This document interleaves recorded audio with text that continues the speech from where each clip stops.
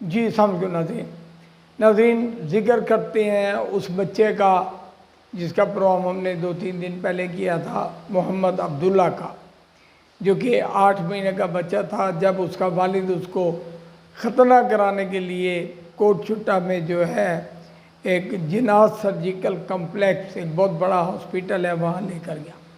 हर इंसान की ख्वाहिश होती है कि उसके बच्चे सेहतमंद और तंदुरुस्त रहे। इस बंदे ने भी यही सोचा, मोहम्मद अहमद ने, कि मेरे बच्चे का वहाँ पे अच्छा डॉक्टर है, वो ऑपरेट करेगा, उसकी सुनते करेगा।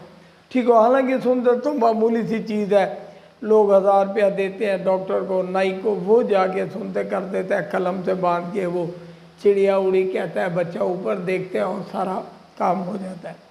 लेकिन यार इंतहाई अफसोसनाक बात है कि यहाँ जो ये डॉक्टर ग़ुलाम अब्बास मलिक बैठा हुआ है, कोट छुट्टा जिनात सर्जिकल कम्प्लेक्स, इसने जब उस बच्चे की सुनते की उसका ख़तना किया तो वो बिल्कुल जड़ से ही काट दिया। उसकी मिस्टेक है, मशीन लगाई हुई है, उसने मशीन लगा के अपने आप को वो बड़ा शो करने की कोशिश करता है।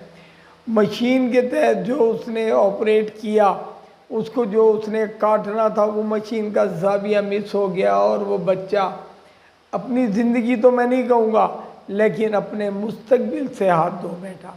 उसकी वजह यह है कि वो उसके जो ख़तने वाला जो उज़ू है वो उसका तमाम काट दिया गया। इसके ऊपर FIR भी हुई, दफ़ा 334 भी लगा। दफ़ा 334 होता है किसी अज़ा को काट देना। अच्छा, इसमें एक चीज़ है, जब ऐसे होते हैं तो उसकी दैयत होती है, उसकी मतलब उसका एक जुर्माना होता है। अब इंसान के ना जी अज़ा जो मुख्तलिफ हैं, जैसे कि 2 बाजू हैं, 2 कान हैं, 2 आँखें हैं, 2 टांगें हैं, 2 किडनी हैं, ठीक है ना, उसके बारे में तो वो एक अगर ख़राब हो जाए तो दूसरे से उसका गुजारा हो सकता है। लेकिन बाज़ चीज़ें ऐसी हैं जैसे ज़बान, नाक और मुख्तलिफ ऐसे हिस्से जो एक एक हैं, उनके कटने से वो बंदा गुजारा भी नहीं कर सकता। अब डॉक्टर साहब ने जो ऑपरेट किया, उन्होंने उसका उज़ू जो है ना, उज़ू वो काट दिया, बिल्कुल ख़त्म कर दिया। और उसके बाद ना माजरत, ना कोई भी और मामला बीच में कि उसके पास जाना, उसे समझाना, उसका भाई इलाज करा दूंगा, कुछ भी नहीं। उल्टा धक्के दे के उसे मारा और वो उम्रा करने चला गया। मुझे बताएं, एक बच्चे का मुस्तकबिल ख़राब करने के बाद क्या उम्रे का सवाब डॉक्टर साहब को होगा? क्या उस मासूम बच्चे की ज़िंदगी, यार कमाल है। आप ये देखिए, अपने एक मशीन का आजमाने के लिए, मशीन का तजर्बा करने के लिए उसने एक बच्चे को ज़िंदगी भर के लिए अपाहिज ही कर दिया ना। उसके माँ बाप, उसकी 3 बहनें हैं, माँ बाप है, ख़ानदान में और कोई लड़का नहीं है। अब बड़े अफसोस की बात है कि वो जो मोहम्मद अहमद है उसका एक ही बेटा था, है माशाल्लाह, लेकिन अब वो उसका उज़ू बिल्कुल काट दिया गया। उसको बिल्कुल इस काबिल नहीं छोड़ा कि वो आगे अपनी नस्ल पैदा कर सके। अब इसमें डॉक्टर साहब के ऊपर पर्चा भी हुआ, दफ़ा 334 भी लगा। अच्छा, लेकिन ज़ाहिरी बात है, अशरफुल मखलूक़ात है, हम पैसे वाले के सामने झुकना भी हमारा ही काम है। पुलिस ने उसकी जो गिरफ्तारी है उसको इल्तवा में रखती है। डॉक्टर साहब ने ज़मानत करवाई, लेकिन उनकी गिरफ्तारी अल्तवा में रख दी गई। हमारे साथ एक वकील है, ज़रा उनसे बात करते हैं, वो हमें इस बारे में क्या कहते हैं। जी हाशिम जनाब बलोच साहब, आप बताएंगे कैसे ये जो कुछ इन्होंने किया, इसकी उन्हें क्या सज़ा होनी चाहिए और कितना जुर्माना होना चाहिए? जी अदनान, बिल्कुल ये बहुत बड़ी ज़्यादती है जो मैं नहीं समझता कि डॉक्टर साहब ने की है, क्योंकि कोई कॉम्पिटेंट तजर्बाकार डॉक्टर ऐसा नहीं कर सकता। इतना बड़ा ब्लंडर अपने पेशे के साथ मुमकिन तो नहीं है। बहरहाल उसके किसी स्टाफ ने, अनक्वालिफाइड बंदे ने या किसी ने भी उसके बिहाफ पे किया है तो ऐसा सरासर ज़्यादती है। ये FIR बिल्कुल ठीक हुई है, इसमें सेक्शन 334 ही लगता है जो कि इतलाफ़ उज़्व है। कोई भी सिंगल उज़्व किसी भी बॉडी ह्यूमन बीइंग का अगर कोई काट दिया जाए तो उस पे पूरी दैयत लगती है, अर्श होता है उसका। इस वक्त तकरीबन अर्श 43 लाख बनता है। जो कि फुल बॉडी का है। अगर सिंगल उज़्व हो किसी भी ह्यूमन बीइंग में तो वो पूरा आर्च लगेगा, यानी पूरा 43 लाख लगेगा, प्लस उसके साथ 10 साल की सज़ाए कैद भी है।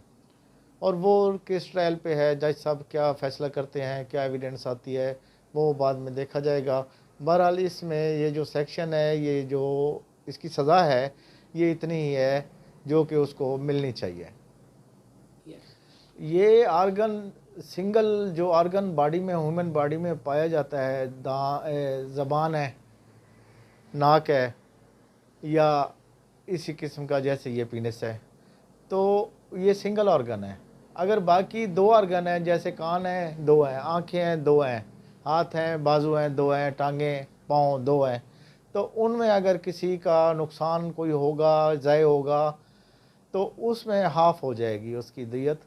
तो इसमें उसका आर्श जो है ना मुकम्मल दियत के बराबर लगेगा, क्योंकि एक आर्गन ह्यूमन बीइंग में एक ही आर्गन है जो पाया जाता है, और उसकी सज़ा जो है ना पूरी उसको दी जाएगी। जी बिल्कुल, जैसा कि आपने सुना कि डॉक्टर ये जो हाशिम सना बलोच एडवोकेट हैं, इन्होंने बताया कि उसकी दैयत कितनी है और उसको जो सज़ा कितनी होनी चाहिए। लेकिन हमें एक और चीज़ का भी पता चला है कि ये जो दैयत है ये चांदी के हिसाब से होती है, चांदी का अब रेट बहुत ज़्यादा है। उस हिसाब से हाशिम साहब ने तो बताया है कि 32 या 34 लाख रुपया जुर्माना होता है, लेकिन हमें पता चला है 52 लाख रुपया जुर्माना है इसका। हाशिम साहब ने बताया कि सज़ा 10 साल की है, लेकिन अब जो नया कानून आया उसके तहत सज़ा 10 से 15 साल तक की हो गई है।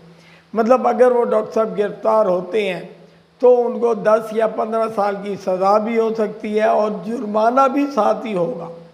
अब मामला है अब पंजाब हेल्थ केयर वालों के पास, अब पंजाब हेल्थ केयर में केस चल रहा है। वो कहते हैं ना मंजी मंजी की बेड़ी होती है, वहाँ भी डॉक्टर ही बैठे हैं, उन्होंने जाहिर बात है अपने डॉक्टरों को ही प्रेफर देनी है। अब अदालत से कानून से हम आए हैं, हमने देख लिया क्या हो रहा है, कैसे हो रहा है। अब एक शख्स जिसकी सज़ा भी बनती है, जिसका जुर्माना भी बढ़ता है, लेकिन पुलिस ने उसकी गिरफ्तारी इल्तवा में रख दी कि वो हेल्थ केयर कमीशन वाले जो है ना वो इसका जो रिज़ल्ट है वो बनाएंगे, इसका फैसला करेंगे। अब बात यह हेल्थ केयर में भी 4, 5, 6 डॉक्टर ही बैठे होंगे, पंजाब हेल्थ केयर में 4, 5, 6 डॉक्टर ही बैठे होंगे, उन्होंने फैसला भी करना है। वो भी ज़ाहिर बात है झुकाव तो उनका अपने डॉक्टर की तरफ होगा ना। मैं ये नहीं कहता कि डॉक्टर का कसूर है, डॉक्टर का कोई, लेकिन डॉक्टर की गफलत ज़रूर है। अब या तो ये ऑपरेशन उस डॉक्टर ने नहीं किया, डॉक्टर गुलाम अब्बास मलिक ने, या तो ये ऑपरेशन नहीं किया, ये उसके किसी लड़के ने किया जिसको अंदाज़ा नहीं था कि मशीन कहाँ एडजस्ट करनी है, उसका जाविया थोड़ा सा पीछे हो गया। लेकिन वो मशीन एडजस्ट करने, जाविया पीछे होने, डॉक्टर ने या उसके डिस्पेंसर ने ऑपरेट करने में, उस सब चीज़ में उस बच्चे का जो मुस्तकबिल है वो ख़त्म हो गया, उसका ख़ानदान ख़त्म हो गया। अब मुझे पता है वो बच्चा बड़ा होकर कैसे ज़िंदगी गुजारेगा, इसको इंसाफ कौन देगा? हेल्थ केयर वाले भी इंसाफ नहीं दे सकते, वो सारी बात है अपने बंदे की साइड मारेंगे। उसके बाद हमारे जितनी भी इंतज़ामिया है, अब ज़ाहिर है SHO ने जब लिख दिया कि उसकी गिरफ्तारी है, तो वह गिरफ्तारी नहीं कर रहे, तो पुलिस क्या करेगी? पुलिस भी गिरफ्तार नहीं कर रही। वो बंदा इस वक्त तक हॉस्पिटल खोल के बैठा हुआ है, मज़ीद लोगों को ऑपरेट कर रहा है। शायद इस वाक़े के बाद लोग, हमारे इस एडवर्टाइज के बाद, हमारी इस खबरों के बाद शायद लोग वहाँ पे जाना छोड़ दें, वहाँ पे अपने बच्चों को उससे बचाएं। लेकिन मलिक गुलाम अब्बास साहब ने जो क्लिनिक बनाया हुआ है, जो सर्जिकल कॉम्प्लेक्स बनाया हुआ है, जो मशीनें रखी हुई है, खुदारा उसका तजर्बा मासूम बच्चों पे ना करें, वरना मासूम बच्चों की जो ज़िंदगी है वो बिल्कुल तबाह हो जाएगी। नाज़रीन, कल या परसों इंशाल्लाह ताला दोबारा हाजिर होंगे हम। MSDG खान और डॉक्टर्स जो उनसे हैं उनसे भी इसका बयान लेंगे, उनसे भी इंटरव्यू करेंगे कि बताएं ऐसी सूरत हाल में क्या हो। एक मासूम बच्चे की ज़िंदगी तो तबाह हो गई है, अब हेल्थ केयर वाले क्या करेंगे, किस चीज़ का इंसाफ करेंगे? सामने नज़र आ रहा है सब कुछ हुआ हुआ, क्या क्या उन्होंने देखना है, क्या देखना है? उसने किया, ऑपरेट किया, सब कुछ ख़त्म कर दिया, मासूम बच्चे की ज़िंदगी ख़त्म हो गई। लेकिन अभी भी हम हेल्थ केयर के इंतज़ार में हैं। इसके साथ ही अपने मेज़बान अदनान अली मुर्तज़ा को इजाज़त दीजिए। इंशाअल्लाह 2 दिन के बाद इसी प्रोग्राम में किसी अच्छे डॉक्टर के साथ हम मुलाकात करेंगे। अल्लाह निगहबान।